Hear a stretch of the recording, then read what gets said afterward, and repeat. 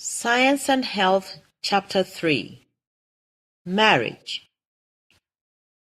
What therefore God had joined together, let not man put asunder. In the resurrection they neither marry nor are given in marriage, but are as the angels of God in heaven. Jesus. When our great teacher came to him for baptism, John was astounded. Reading his thoughts, Jesus added, "Suffer it to be so now, for thus it becometh us to fulfill all righteousness." Jesus' concessions in certain cases to material methods were for the advancement of spiritual good. Marriage is the legal and moral provision for generation among humankind.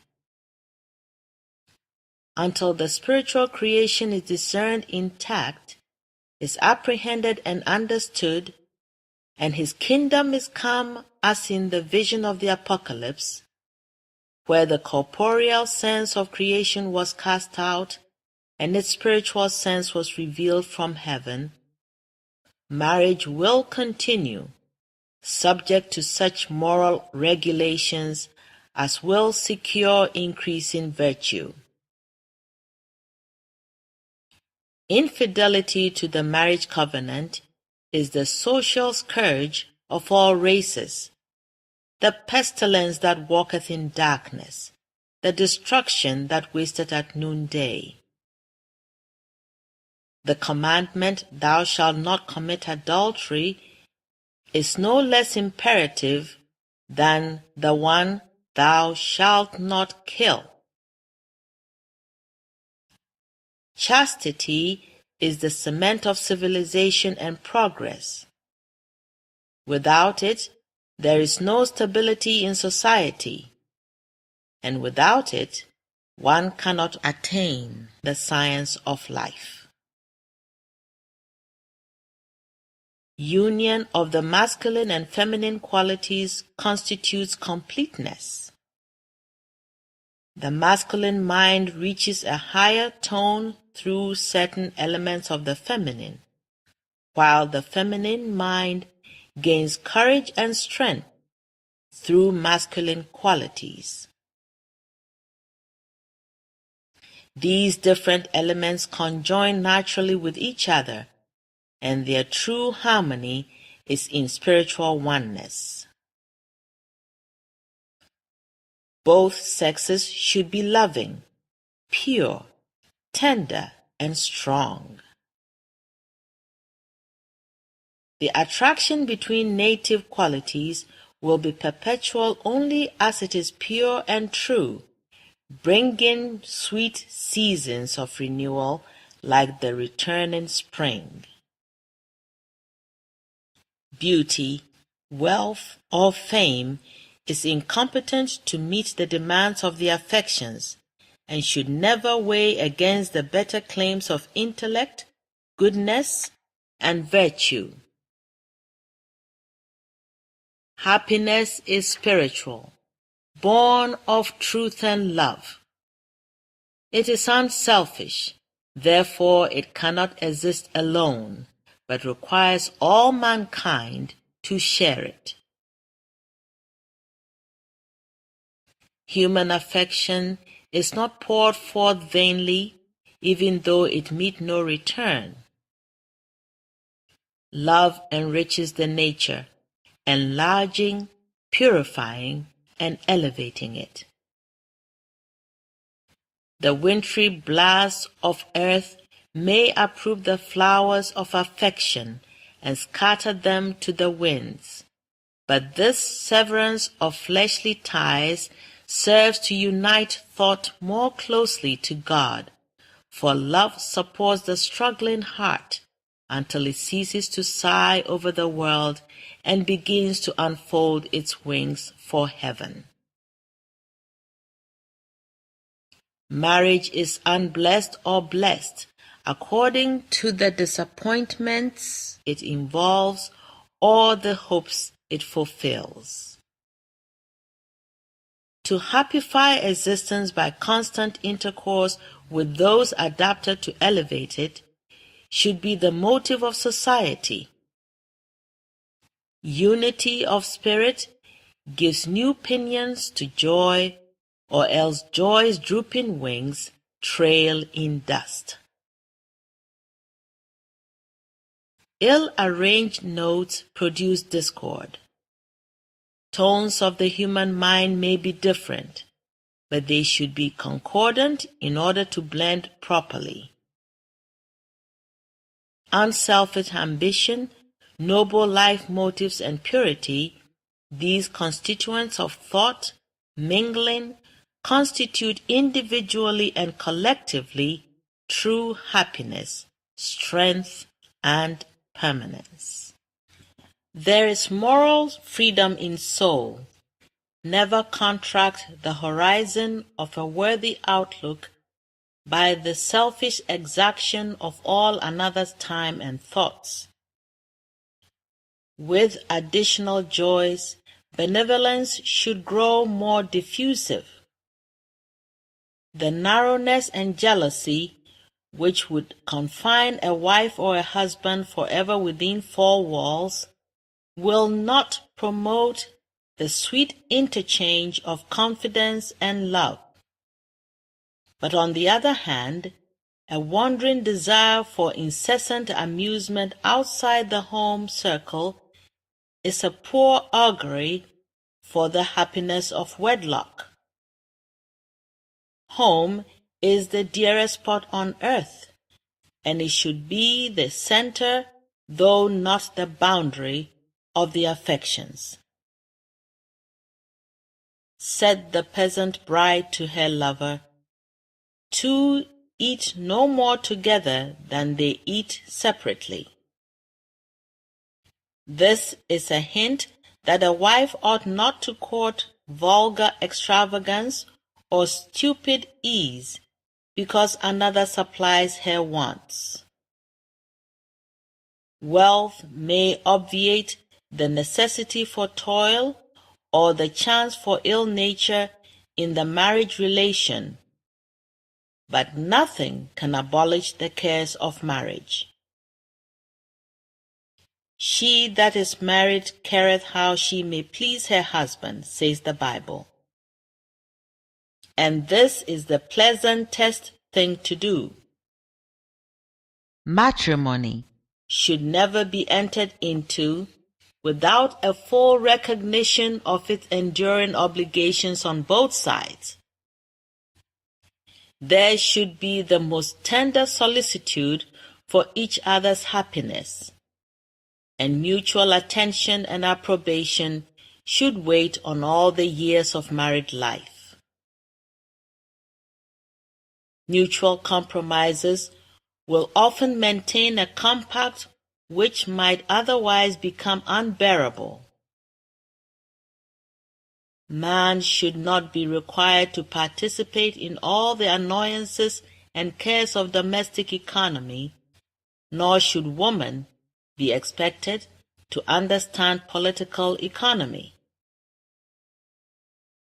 Fulfilling the different demands of their united spheres, their sympathies should blend in sweet confidence and cheer, each partner sustaining the other, thus hallowing the union of interest and affections in which the heart finds peace and home.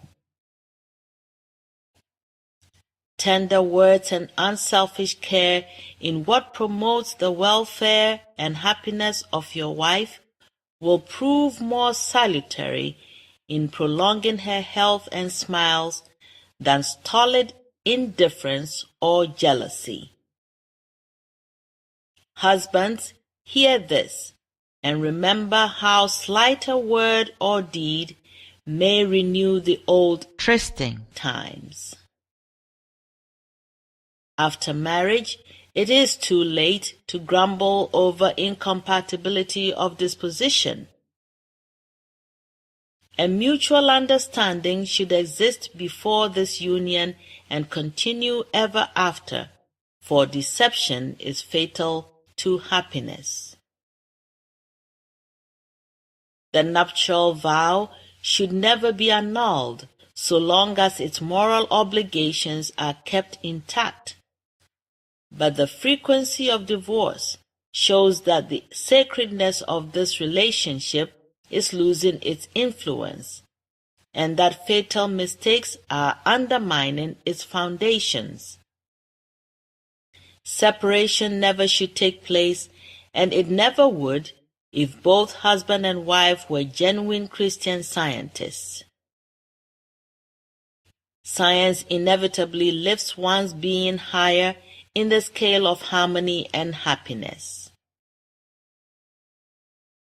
Kindred tastes, motives, and aspirations are necessary to the formation of a happy and permanent companionship. The beautiful in character is also the good, welding indissolubly the links of affection. A mother's affection cannot be weaned from her child, because the mother love includes purity and constancy, both of which are immortal. Therefore, maternal affection lives on under whatever difficulties. From the logic of events, we learn that selfishness and impurity alone are fleeting, and that wisdom will ultimately put asunder what she hath not joined together. Marriage should improve the human species, becoming a barrier against vice, a protection to woman, strength to man, and a center for the affections. This, however, in a majority of cases, is not its present tendency. And why? Because the education of the higher nature is neglected, and other considerations, passion, frivolous amusements, personal adornment, display, and pride occupy thought. An ill-attuned ear calls discord harmony, not appreciating concord.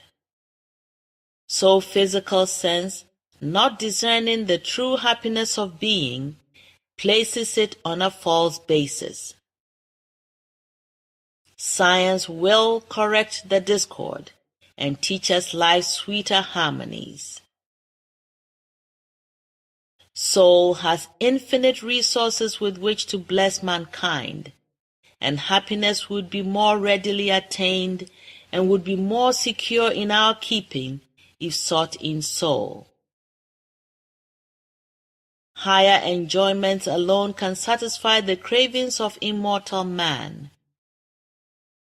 We cannot circumscribe happiness within the limits of personal sense. The senses confer no real enjoyment.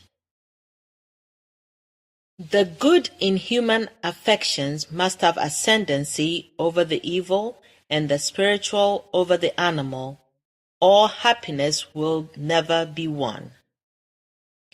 The attainment of this celestial condition would improve our progeny, diminish crime, and give higher aims to ambition.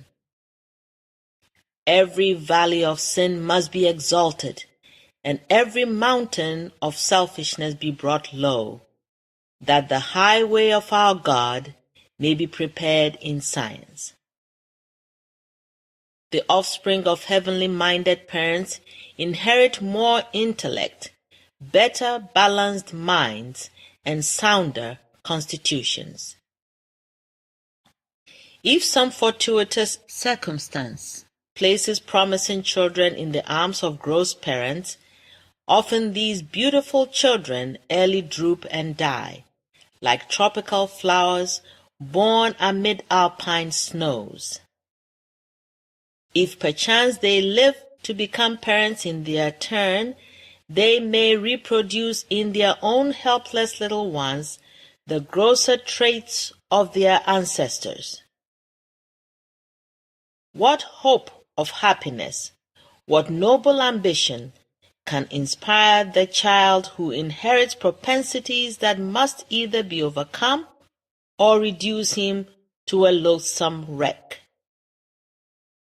Is not the propagation of the human species a greater responsibility, a more solemn charge, than the culture of your garden or the raising of stock to increase your flocks and herds? Nothing unworthy of perpetuity should be transmitted to children. The formation of mortals must greatly improve to advance mankind. The scientific morale of marriage is spiritual unity.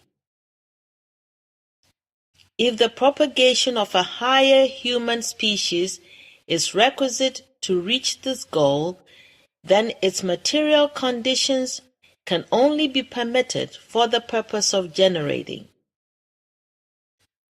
The fetus must be kept mentally pure, and the period of gestation have the sanctity of virginity.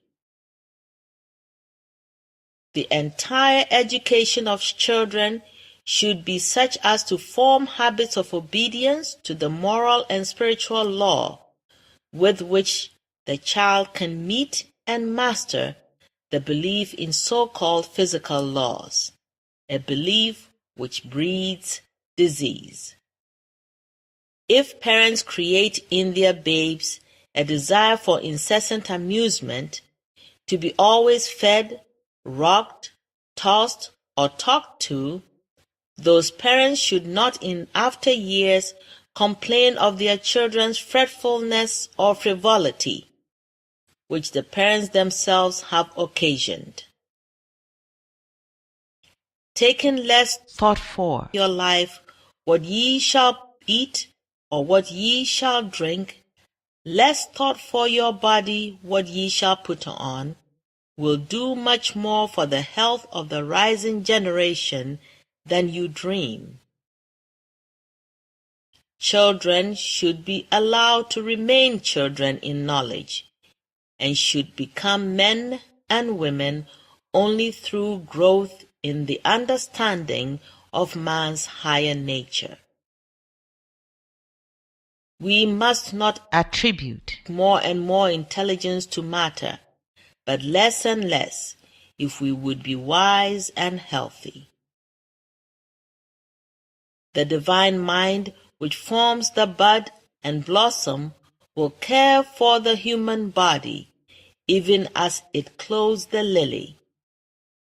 But let no mortal interfere with God's government by thrusting in the laws of erring human concepts. The higher nature of man is not governed by the lower. If it were, the order of wisdom would be reversed. Our false views of life hide eternal harmony and produce the ills of which we complain. Because mortals believe in material laws and reject the science of mind, this does not make materiality first and the superior law of soul last.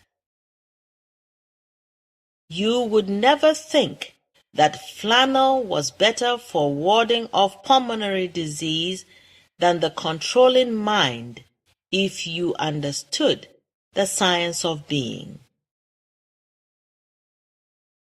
In science, man is the offspring of spirit. The beautiful, good, and pure constitute his ancestry. His origin is not like that of mortals in brute instinct, nor does he pass through material conditions prior to reaching intelligence. Spirit is his primitive and ultimate source of being. God is his Father, and life is the law of his being. Civil law establishes very unfair differences between the rights of the two sexes. Christian Science furnishes no precedent for such injustice, and civilization mitigates it in some measure. Still, it is a marvel why usage should accord women less rights than does either Christian Science or civilization. Our laws are not impartial, to say the least, in their discrimination as to the person, property, and parental claims of the two sexes. If the elective franchise for women will remedy the evil without encouraging difficulties of greater magnitude, let us hope it will be granted. A feasible as well as rational means of improvement at present is the elevation of society in general and the achievement of a nobler race for legislation, a race having higher aims and motives. If a dissolute husband deserts his wife, certainly the wronged and perchance impoverished woman should be allowed to collect her own wages, enter into business agreements, hold real estate, deposit funds, and own her children free from interference. Want of uniform justice is a crying evil caused by the selfishness and inhumanity of man. Our forefathers exercised their faith in the direction taught by the Apostle James when he said, "Pure religion and undefiled before God and the Father is this, to visit the fatherless and widows in their affliction, and to keep himself unspotted from the world."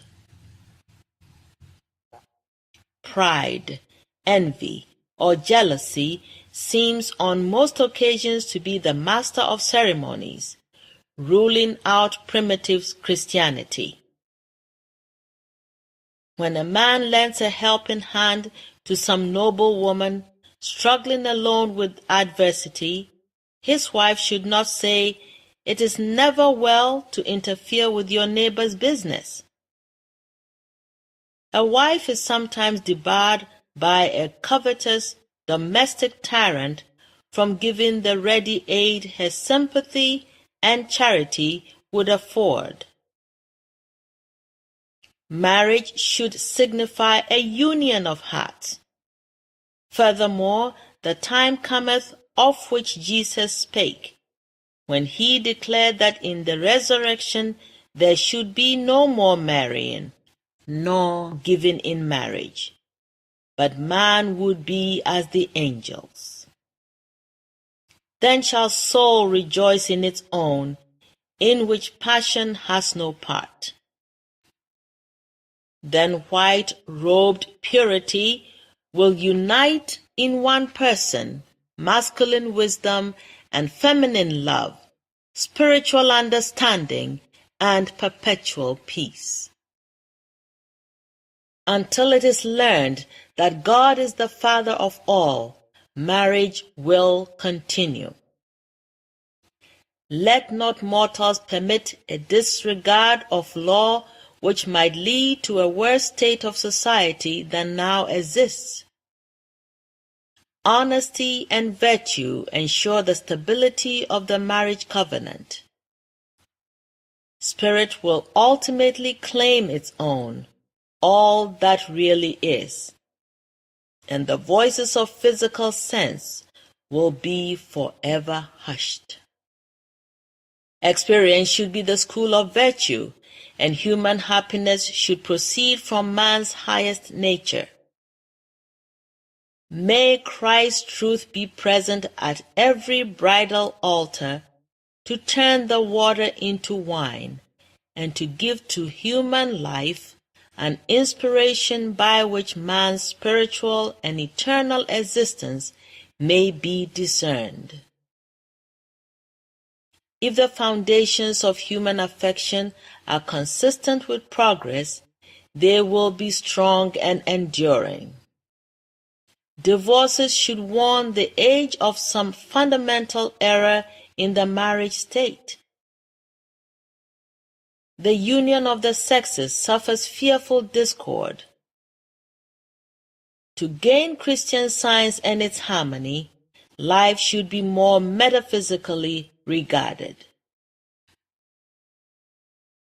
The broadcast powers of evil, so conspicuous today, show themselves in the materialism and sensualism of the age, struggling against the advancing spiritual era.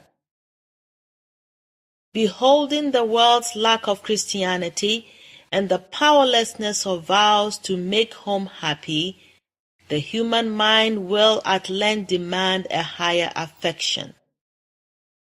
There will ensue a fermentation over this as over many other reforms until we get at last the clear straining of truth, and impurity and error are left among the lees. The fermentation even of fluids is not pleasant. An unsettled, transitional stage is never desirable on its own account. Matrimony, which was once a fixed fact among us, must lose its present slippery footing, and man must find permanence and peace in a more spiritual adherence. The mental chemicalization which has brought conjugal infidelity to the surface will assuredly throw off this evil, and marriage will become purer when the scum is gone. Thou art right, immortal Shakespeare, great poet of humanity. Sweet are the uses of adversity, which like the toad, ugly and venomous, wears yet a precious jewel in his head. Trials teach mortals not to lean on a material staff, a broken reed which pierces the heart. We do not half remember this in the sunshine of joy and prosperity. Sorrow is salutary. Through great tribulation we enter the kingdom. Trials are proofs of God's care. Spiritual development germinates not from seeds sown in the soil of material hopes, but when these decay, love propagates anew the higher joys of spirit, which have no taint of earth. Each successive stage of experience unfolds new views of divine goodness and love. Amidst gratitude for conjugal felicity, it is well to remember how fleeting are human joys. Amidst conjugal infelicity, it is well to hope, pray, and wait patiently on divine wisdom to point out the path. Husbands and wives should never separate if there is no Christian demand for it.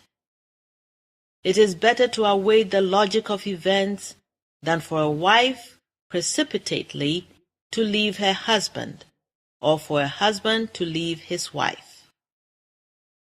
If one is better than the other, as must always be the case, the other preeminently needs good company. Socrates considered patience salutary under such circumstances, making his Xantippe a discipline for his philosophy. Sorrow has its reward. It never leaves us where it found us. The furnace separates the gold from the dross, that the precious metal may be graven with the image of God. The cup our Father hath given, Shall we not drink it and learn the lessons he teaches? When the ocean is stirred by a storm, then the clouds lower, the wind shrieks through the tightened shrouds, and the waves lift themselves into mountains. We ask the helmsman, "Do you know your course? Can you steer safely amid the storm?" He answers bravely, but even the dauntless seaman is not sure of his safety. Nautical science is not equal to the science of mind. Yet, acting up to his highest understanding, firm at the post of duty, the mariner works on and awaits the issue.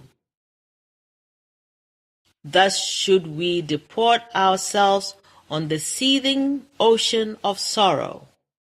Hoping and working, one should stick to the wreck until an irresistible propulsion precipitates his doom or sunshine gladdens the troubled sea.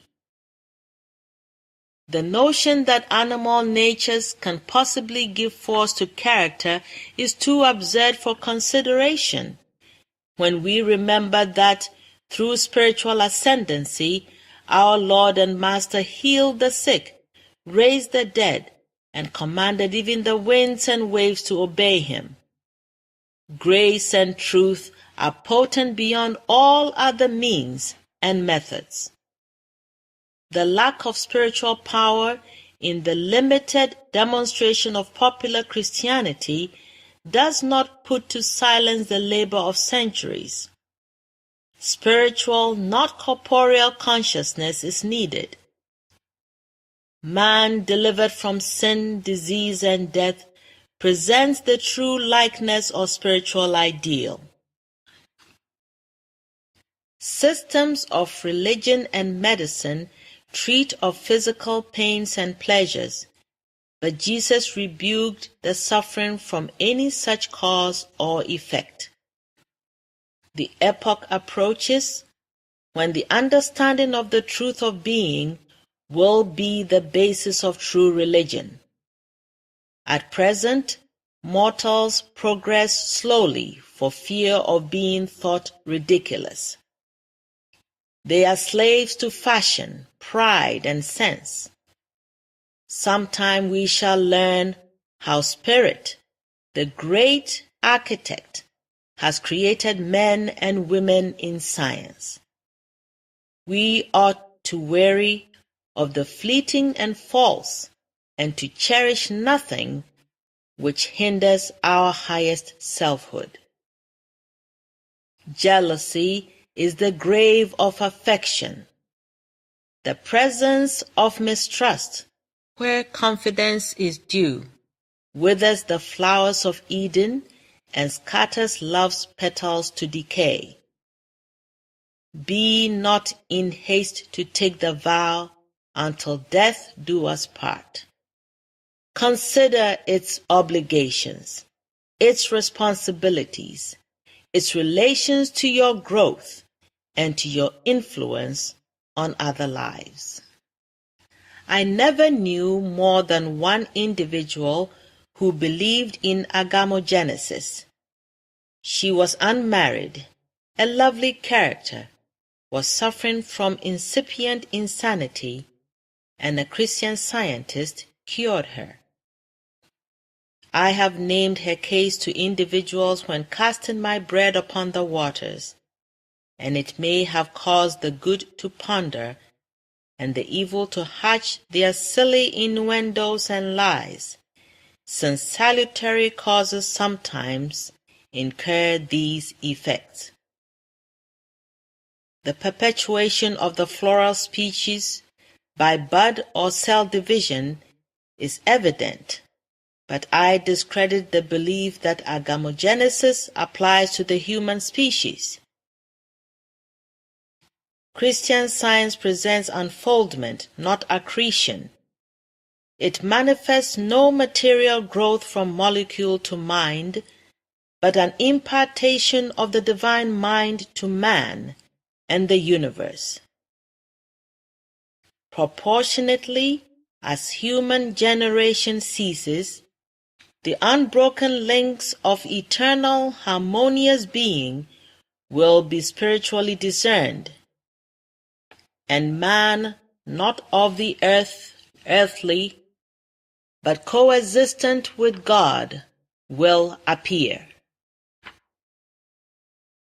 The scientific fact that man and the universe are evolved from spirit, and so are spiritual, is as fixed in divine science as is the proof that mortals gain the sense of health only as they lose the sense of sin and disease. Mortals can never understand God's creation while believing that man is a creator. God's children already created will be cognized only as man finds the truth of being. Thus it is that the real, ideal man appears in proportion as the false and material disappears. No longer to marry or to be given in marriage, neither closes man's continuity nor his sense of increasing number in God's infinite plan. Spiritually, to understand that there is but one Creator, God, unfolds all creation, confirms the Scriptures, brings the sweet assurance of no parting, no pain, and of man deathless and perfect and eternal. If Christian scientists educate their own offspring spiritually, they can educate others spiritually and not conflict with the scientific sense of God's creation. Someday the child will ask his parent, "Do you keep the first commandment? Do you have one God and Creator, or is man a creator?" If the father replies, "God creates man through man," the child may ask, "Do you teach that spirit creates materially, or do you declare that spirit is infinite, therefore matter is out of the question?" Jesus said, "The children of this world marry and are given in marriage, but they which shall be accounted worthy to obtain that world and the resurrection from the dead neither marry nor are given in marriage."